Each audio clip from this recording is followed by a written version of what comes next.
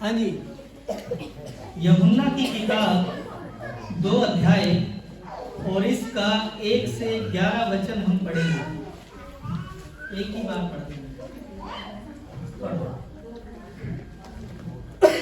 फिर तीसरे दिन गलील के काना में किसी का विवाह था और यीशु की माता भी वहां थी।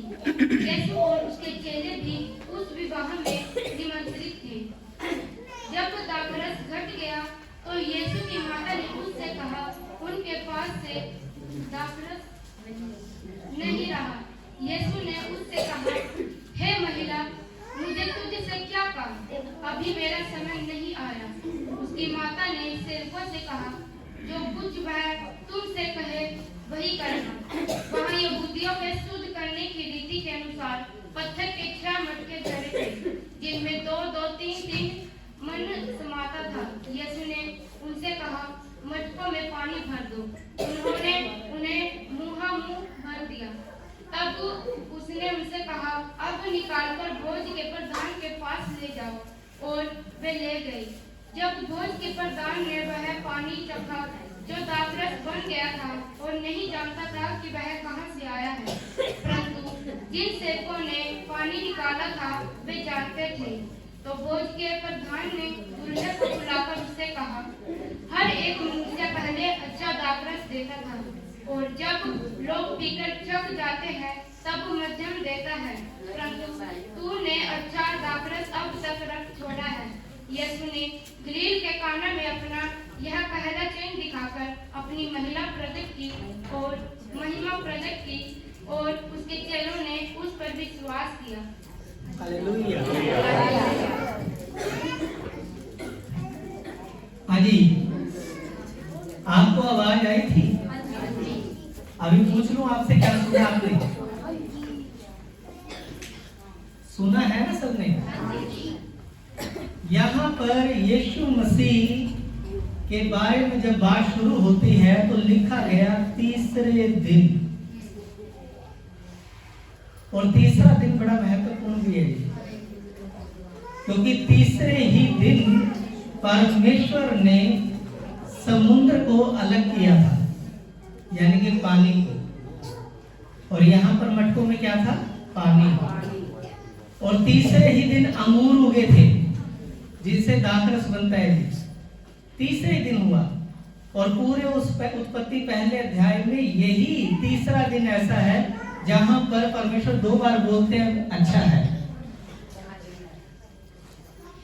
2 बार बोलते हैं अच्छा है इसी तीसरे दिन में। ये बड़ा महत्वपूर्ण है। यीशु मसीह ने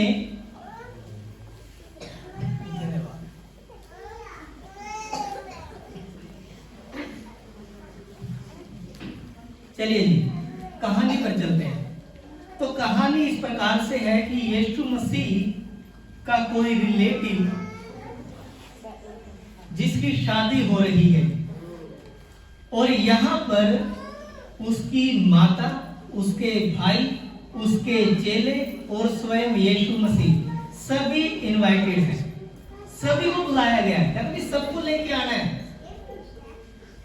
शादी किसी खास की है, होता है ना रिश्तेदारी में।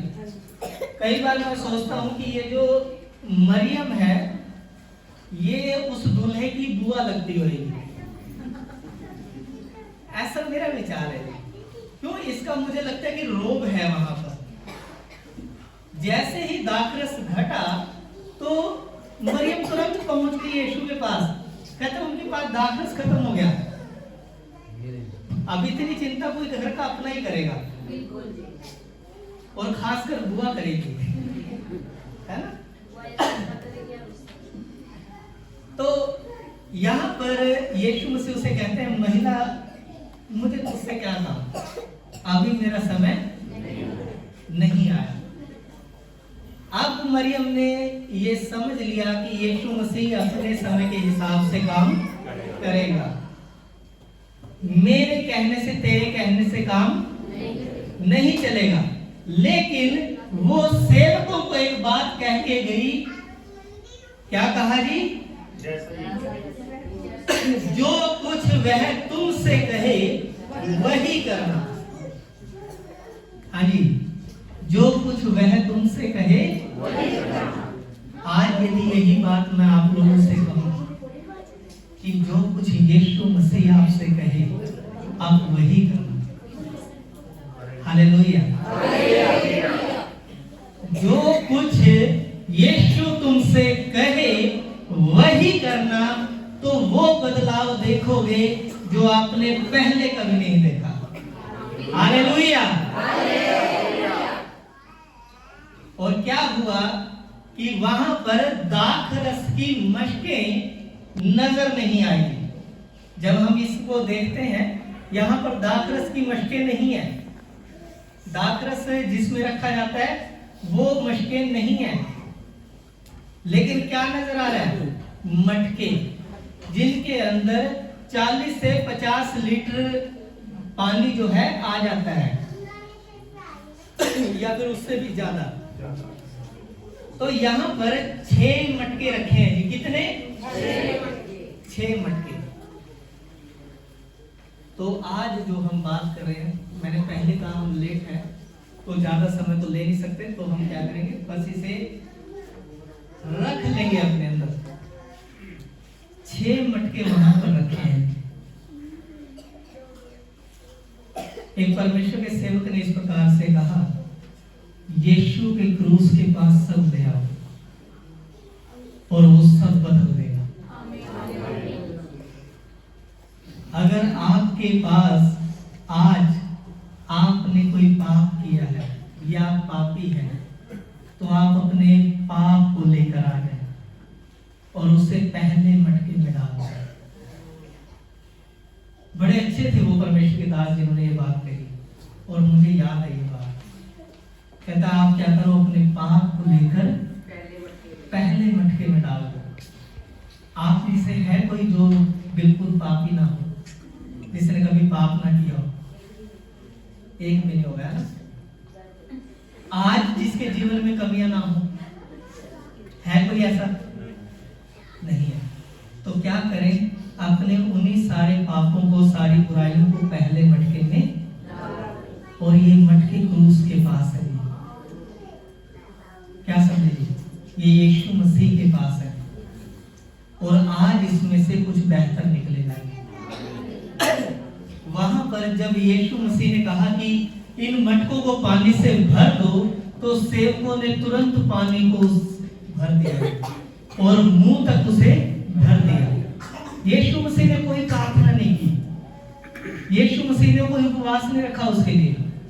यीशु मसीह ने कहा इसमें से पानी निकालो और लेके जाओ, जाओ चेक कराओ हलवाई को। अब ये जब लेके गए उस पानी को, जो दाखरस बन चुका था, तो वो जो हलवाई था वो परेशान हो गया। उसने तुरंत दूल्हे को बुलाया, कहते इधर आ भाई, क्या चल रहा है ये? कहता हर एक मनुष्य जो है पहले अच्छा दाखरस देता है, जब लोग पी के छक जाते हैं तब मध्यम देता है, थोड़ा सा पानी मिला देता है उसमें। जब और ज्यादा हो जाता है उनका भी, हाँ और नहीं पी सकते, तब हल्का फुल्का सा और उसमें ऐड कर दिया जाता है, यानी कि बिल्कुल लो क्वालिटी का। लेकिन तुमने अभी तक अच्छा संभाल रखा है, या फिर यूं कहें सबसे उत्तम संभाल रखा है। क्योंकि हलवाई को नहीं पता दाखरस कहां से आया है, लेकिन जिन सेवकों ने पानी भरा था उन्हें पता था कि ये दाखरस कहां से आया है। क्या हुआ जी? पानी बदल गया दाखरस के अंदर, शराब के अंदर नहीं। पता लगे आप इसे दारू समझ गए। तो ये वाइन नहीं है, शराब नहीं है, ये दाख का रस है, जिसे यहूदी लोग इजराइल के अंदर आज भी खाना खाने के साथ यूज करते हैं, हाजमे के लिए, और बहुत सारे काम आता है ये। खैर, तो पहला है मटका, जिसके अंदर आपको अपने पापों को लाकर डाल देना है, और अब घुटने टिकाकर यीशु से बोलना है कि प्रभु मेरे पास यही है और आज मैं इसे दे रहा हूं, और आपको वो बदल कर धार्मिकता देगा। वो आपको धर्मी, आप पापी नहीं रहेंगे। फिर कई लोग होते हैं जी जिनकी बीमारियों का ना तो डॉक्टरों को पता लगता है और ना ही उनकी बीमारियां कभी जाती है, या फिर यूं कहें कभी घर में कोई बीमार, कभी कोई बीमार, कभी कोई बीमार, ये सब चलता रहता है। तो यदि आज आपके जीवन में बीमारियां हैं जी, उसे लाकर दूसरे मटके में डाल दो और उसे क्रूस के पास लेकर चलो, यीशु के पास लेकर चलो और यीशु मसीह इसे चंगाई में बदल देगा। हालेलुया। मैंने कहा नए साल पे आपको कुछ अच्छा देना चाहता था, इसलिए आज आपके लिए अच्छी अच्छी बातें बोल रहा हूँ और यकीन अगर आप इसे करेंगे तो आप लेकर जाएंगे। फिर बहुत सारे लोग जो हैं वो कमजोर होते हैं, शारीरिक रूप से कमजोर और आत्मिक रूप से कमजोर, लेकिन बाइबल कहती है यहोवा के डरवे जो हैं वो नया बल प्राप्त करते जाएंगे, वो काबों की नाई उड़ेंगे। तो आप अपनी कमजोरी को लाकर तीसरे मटके में डाल दो और इसे क्रूस के पास लेकर चलो और प्रभु आपको बलवंत बना देंगे। कई लोग जो हैं बहुत काम करते हैं, बहुत मेहनत करते हैं, लेकिन उनके हाथ में कुछ भी नहीं आता है तो भी चला जाता है। वो हमेशा तंगहाली में रहते हैं, मेहनत करने के बाद, काम करने के बाद भी तंगहाली में रहते हैं। तो यदि आज आप तंगहाली में हैं तो अपनी तंगहाली को लेकर आए। आपको पता है यीशु मसीह जब पैदा हुए तो अपने भारत देश की इसी साइड से ज्योतिष लोग वहां गए और ज्योतिष लोग जब यीशु मसीह से मिले, छोटा सा जब चरनी में वो लेटा हुआ था तो उन्होंने सोना, गंधरस और लोबान चढ़ाया था। लेकिन अब वो समय है कि यीशु मसीह क्रूस पर मरकर दोबारा जिंदा होकर स्वर्ग में है। तो अब मैं आपके लिए रिक्वायरमेंट बदल रहा हूं। अगर आपके पास तंगहाली है जी तो आप तंगहाली को लेके आ जाए और वो आपको खुशहाली में बदल देगा। अगर आप छोटी छोटी बात की चिंता करते हैं, कोई है जो चिंता नहीं करता? सारे करते हैं। वेरी गुड, आप सब होनहार हैं। तो आज अपनी चिंताओं को लेकर आ जाएंगी। बाइबल कहती है अपनी चिंताओं को प्रभु पर डाल दो क्योंकि उसे तुम्हारा ध्यान है। अपनी चिंता को लाकर क्या करो? पांचवें मटके में डाल दो और वो आपको धन्य आशा से भर देगा। आप निराश नहीं रहेंगे। जब हन्ना को प्रभु की आशीष के बारे में पता लगा तो लिखा है हन्ना दोबारा कभी उदास नहीं रही और परमेश्वर ने उसे एक बेटे की आशीष दी। चलिए जी, अब अंतिम जो हमारा शत्रु है वो है जी मृत्यु, जो हर एक मनुष्य का मेन शत्रु है। आप सब मर जाएंगे, मैं भी मर जाऊंगा, सारे मर जाएंगे क्योंकि हमारा ये शत्रु बड़ा पावरफुल है। ऐसा ही है जी। लेकिन यीशु मसीह कहता है जी, वचन में ऐसा लिखा है, हे मृत्यु तेरा डंक कहाँ रहा? मारना यीशु के लोगों को नहीं मार पाएंगे। आप अपनी मृत्यु को लेकर आए और उस छठे मटके में डाल दें और वो आपको जीवन में बदल देगा। आमीन। लिखा है जिसके पास पुत्र है उसके पास जीवन है और जिसके पास पुत्र नहीं उसके पास जीवन भी नहीं। यदि आपने यीशु मसीह पर विश्वास किया है तो जीवन आपका है।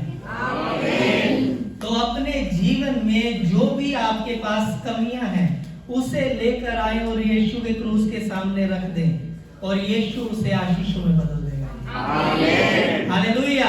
हालेलुया। आज के लिए इतना ही। प्रभु आप सबको आशीष दे, सबको जय मसीह।